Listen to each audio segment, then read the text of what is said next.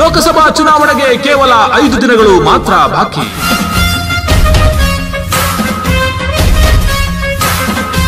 ಮಂಕಾಗಿದ್ದ ಚುನಾವಣಾ ಪ್ರಚಾರ ಬಿಸಿಲಿನ ನಡುವೆಯೂ ರಂಗು ರಂಗು. ಮೈತ್ರಿ ಪಕ್ಷದ ಅಭ್ಯರ್ಥಿ ವಿ ಸೋಮಣ್ಣ ಹಾಗೂ ಕಾಂಗ್ರೆಸ್ ಪಕ್ಷದ ಅಭ್ಯರ್ಥಿ ಮುದ್ದನ್ಮೇಗೌಡರ ಪರವಾಗಿ ಮುಖಂಡರುಗಳು ಹಾಗೂ ಕಾರ್ಯಕರ್ತರು ಭರ್ಜರಿ ಮತಬೇಟೆ.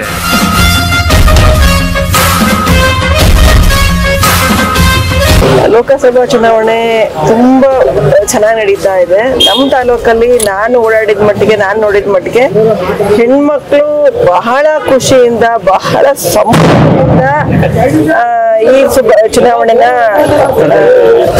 ವೆಲ್ಕಮ್ ಮಾಡ್ತಾ ಇದ್ದಾರೆ.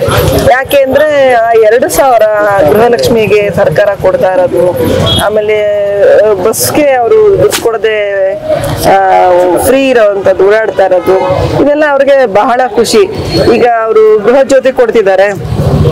ಈಗ ನಾನು ಹೋಗಿದ ಕಡೆ ಎಲ್ಲ ಅದೆಲ್ಲ ಹೆಣ್ಮಕ್ಳು ಅವರೇ ಅದನ್ನ ಮೆನ್ಷನ್ ಮಾಡಿ ಹೇಳ್ತಾರೆ ಇದೆಲ್ಲ ಬರ್ತಾ ಇದೆ ಅಂತ. ನಾವು ಅದ್ರ ಜೊತೆಗೆ ಈಗ ಅಡಿಷನಲ್ ಆಗಿ ಏನು ಕೇಂದ್ರ ಸರ್ಕಾರ ಕಾಂಗ್ರೆಸ್ ಬಂದ್ರೆ ಏನು ಅವರು ಗ್ಯಾರಂಟಿಗಳನ್ನ ಘೋಷಣೆ ಮಾಡಿದ್ದಾರೆ ಅದ್ರ ಬಗ್ಗೆನೂ ಎಲ್ಲ ಪರಿಚಯ ಮಾಡ್ತಿದೀವಿ. ಬಹಳ ಖುಷಿ ಅನ್ಸಿದೆ. ಇಷ್ಟು ಚೆನ್ನಾಗಿದೆಯಾ?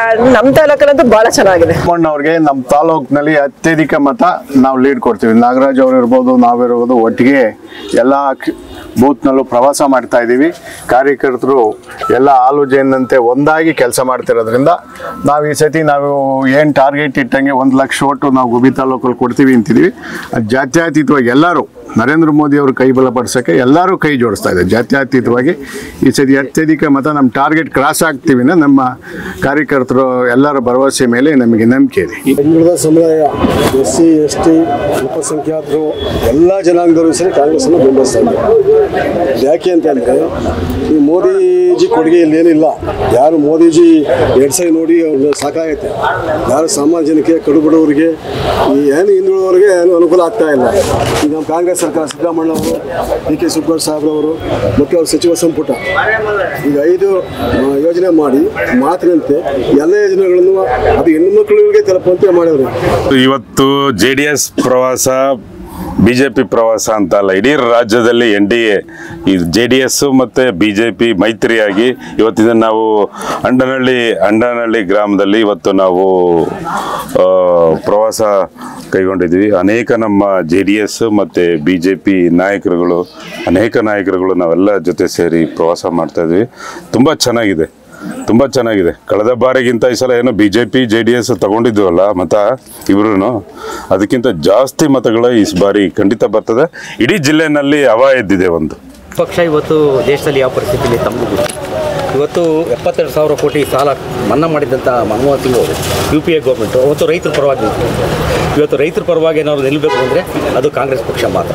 ನಾವೆಲ್ಲ ಹಿಂದುಳಿದರಾಗ್ಬೋದು, ದಲಿತರಾಗ್ಬೋದು, ಇವತ್ತು ದೇಶದ ಬಗ್ಗೆ ಚಿಂತನೆ ಮಾಡ್ತಾರೆ ಮತ್ತು ರಾಜ್ಯದ ಬಗ್ಗೆ ಚಿಂತನೆ ಮಾಡ್ತಾರೆ. ಮುಂದೆ ನಾವು ನಮ್ಮ ಹಳೆ ಉಳಿದ ಪ್ರಶ್ನೆ ಆಗೈತೆ ಇದು. ಹಾಗಾಗಿ ಖಂಡಿತ ಎಲ್ಲರೂ ಸಹ BJP ಕಡೆ ಹೆಚ್ಚು ಯುವಕರು ಮತ್ತು ಸುಶಿಕ್ಷಿತರು ಖಂಡಿತ BJP ಕಡೆ ಇವತ್ತು ವಾಲ್ತಾ ಇದ್ದಾರೆ. ಅದ್ರಿಗೆ ಯಾವುದೇ ಅನುಮಾನ ಬೇಡ. ಹೌದು, ಮೊದಲಿತ್ತು.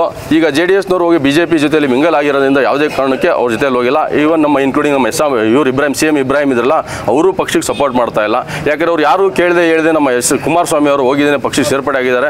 ಯಾವ ಕೋಮ್ಗೂ ಮುಂದಿಟ್ಕೊಂಡಿಲ್ಲ, ಯಾರಿಗೂ ಕೇಳಲಿಲ್ಲ.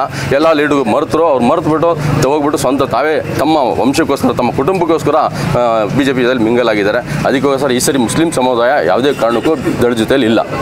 ಅಯೋಧ್ಯೆಯಲ್ಲಿ ರಾಮ ಮಂದಿರ ನಿರ್ಮಾಣ ಆದಮೇಲೆ ವಿಶೇಷ ಕಾಳಜಿಯನ್ನು ಮೋದಿ ಮತ್ತು BJP ಬಗ್ಗೆ ನೋಡ್ತಿದ್ದಾರೆ. ಅದಲ್ಲದೆ ಯಾರು ದೇವೇಗೌಡರು ಮತ್ತು ಕುಮಾರಸ್ವಾಮಿಯನ್ನು ನಂಬಿ ಹಿಂದುಳಿದ ವರ್ಗ ಇತ್ತು ಅವ್ರ ಜೊತೆ, ಅವರೆಲ್ಲರೂ ಕೂಡ ಈ ಬಾರಿ ಮೋದಿ ಕೈ ಬಲಪಡಿಸಬೇಕು. ಹಾಗಾಗಿ BJP ಗೆಲ್ಲಿಸಬೇಕು ಅನ್ನೋಂಥದ್ದು ನಾವು ಅಂದರೆ ಬೂತ್ಗೆ ಹೋದಂಥ ಸಂದರ್ಭದಲ್ಲಿ ನಿಜವಾದಂಥ ಅಂಶ ಆಚೆ ಬರ್ತದೆ. ಇವತ್ತು ತುಮಕೂರು ಜಿಲ್ಲಾ ಲೋಕಸಭಾ ಕ್ಷೇತ್ರ ವ್ಯಾಪ್ತಿಯ ಎಲ್ಲ ದಲಿತ ಸಮುದಾಯ ಕಾಂಗ್ರೆಸ್ ಪಕ್ಷದ ಅಭ್ಯರ್ಥಿ SP ಮುದ್ದನ್ಮೇಗೌಡರ ಪರವಾಗಿ ನಾವೆಲ್ಲ ಚುನಾವಣಾ ಪ್ರಚಾರ ಮಾಡ್ತಾ ಇದ್ದೀವಿ. ಲೋಕಸಭೆ ಚುನಾವಣೆಯಲ್ಲಿ ನಾವೆಲ್ಲರೂ ಒಗ್ಗೂಡಿಬಿಟ್ಟು ಕರ್ನಾಟಕ ದಲಿತ ಸಮಿತಿ ಎಲ್ಲ ತಾಲೂಕಿನಲ್ಲೂ ಎಲ್ಲರೂ ಸಹ ನಾವು ಈ ಲೋಕಸಭೆ ಚುನಾವಣೆಯಲ್ಲಿ ನಾವು ಕಾಂಗ್ರೆಸ್ಸಿಗೆ ಬೆಂಬಲ ಕೊಡಬೇಕು ಅಂತ ತೀರ್ಮಾನ ಮಾಡಿಬಿಟ್ಟು ಎಲ್ಲ ಕರ್ನಾಟಕ ದಲಿತ ಸಮಿತಿ ಕಾಂಗ್ರೆಸ್ಸಿಗೆ ಬೆಂಬಲವನ್ನು ಕೊಡ್ತೈತೆ ಅಂತ ಈ ಸಂದರ್ಭದಲ್ಲಿ ಹೇಳ್ತಾ ಇದ್ದೀವಿ.